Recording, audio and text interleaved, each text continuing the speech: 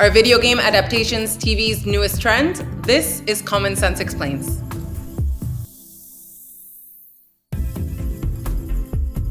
For decades, Hollywood has tried to adapt video games with the same success they've had with books, but HBO's new hit series, The Last of Us, which is based on the 2013 video game of that same name, has been celebrated by gamers and non-gamers alike. There's no one better at the organization to talk about this with than Jeff Haynes, our senior editor of games. Hi, Jeff.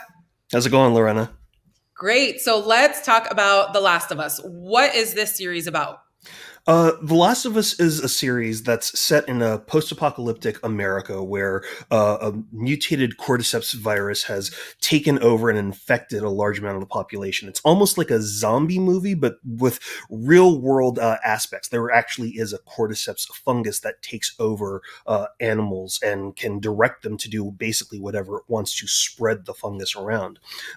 In the game, Joel and Ellie are two people that are basically thrown together by circumstance, and Joel has the unenviable task of escorting Ellie from one side of the US to the other to hopefully try to save humanity. And along the way, they get into a lot of adventures and somewhat misadventures as they try to accomplish that mission.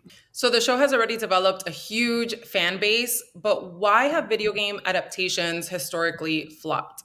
Frequently, the people that are making the experiences really don't understand what makes the games tick.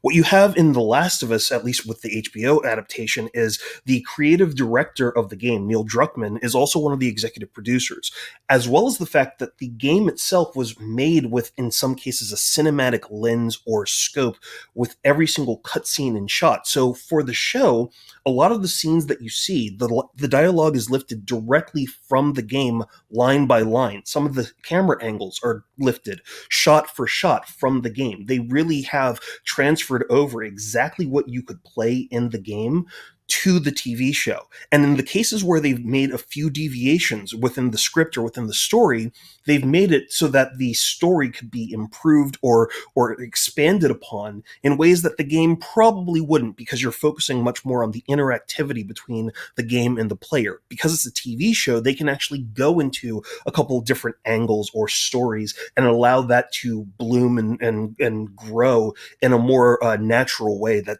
feels right for television. So we already know that the TV show has had a ton of success, but what exactly do the numbers say?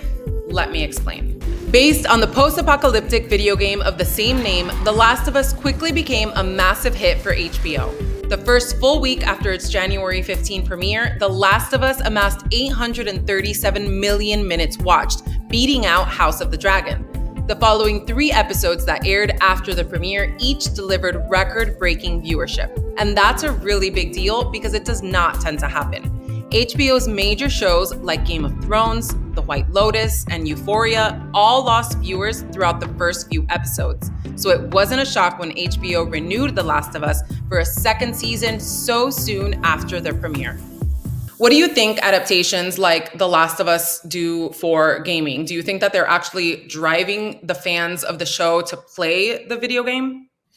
I think it's probably going to drive a lot of people that haven't played the game to check out the game. For the people that have played the game, a lot of them are basically sitting back and going, I told you you needed to play the game. And a lot of people will say that to their friends or to their family members. But I think in some cases, it also speaks to the fact of the older population of gamers. In fact, let me give you a few stats here. The US population is almost 332 million people. According to the Entertainment Software Association, 66% of that population, or over 215 million people, play games at least once a week or regularly.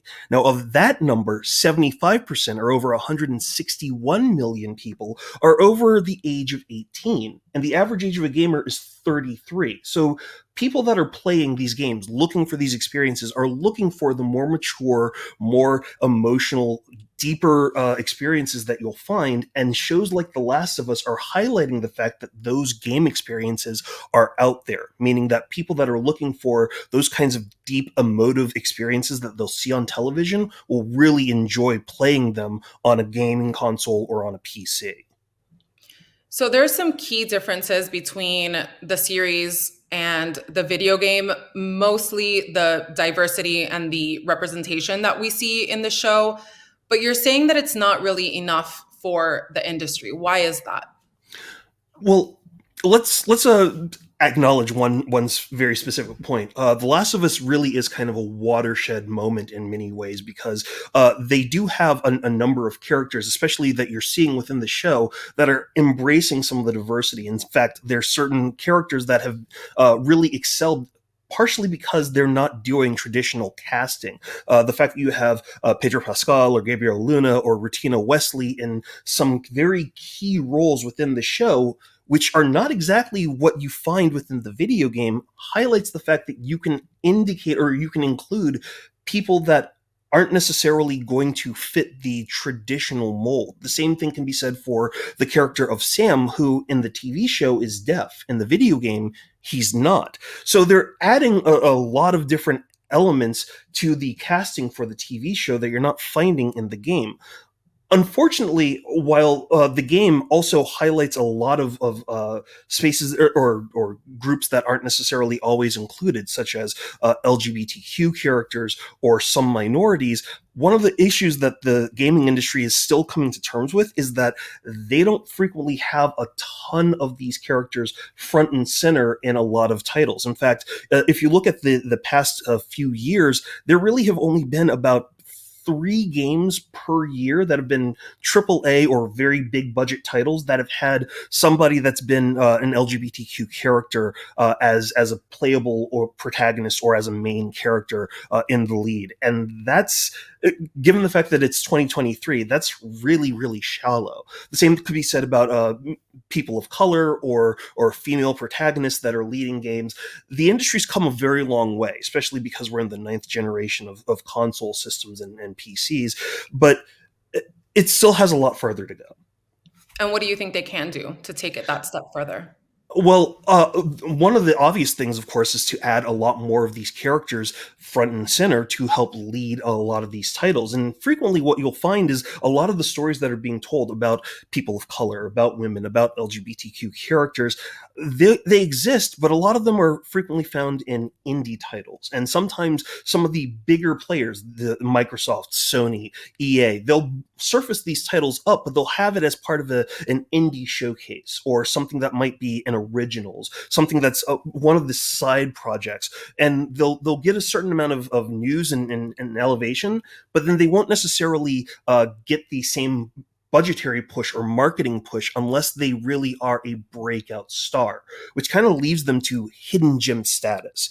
And in many ways, if we want to see a lot more of the diversity of these titles to reflect the diversity of society, we need a larger marketing push across the industry to help celebrate those titles so that they're not seen as an outlier of the community itself. Right. So the finale of The Last of Us, it's right around the corner. Mhm. What do you think are some video games that fans of the series can kind of get into while they wait for the second season of The Last of Us?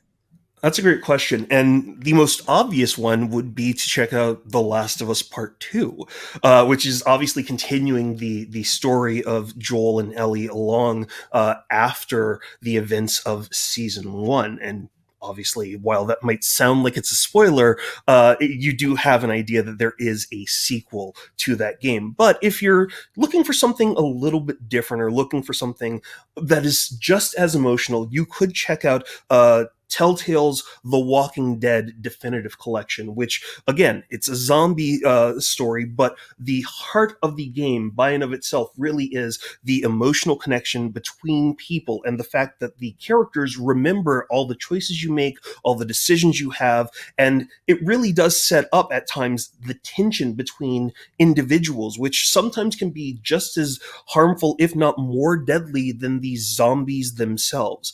If you're looking for something a little bit more on the emotional side without zombies, however, I would also recommend something like A Plague Tale: Innocence or A Plague Tale: Requiem, which is set back in the Middle Ages, but deals with the Black Death and the French Inquisition, with a pair of siblings that are trying to survive exactly what is going on in their land with all of these forces of disease and warfare raging around them. Of course, If you're looking for a lot more recommendations, we have all of that over at commonsensemedia.org, including reviews for those 2 titles, or those 3 titles in the case of The Last of Us Part 2. I think you may have finally convinced me to binge watch the show this weekend. I've been a little on the fence because I heard it's super sad and somewhat scary. So I don't know. I may have to get into it this weekend. We'll see about that. Thanks so much for walking us through all that. And thanks to all of you for tuning in. You can find the link to Jeff's article on the state of diversity and authentic representations in gaming in our episode description. Until next time.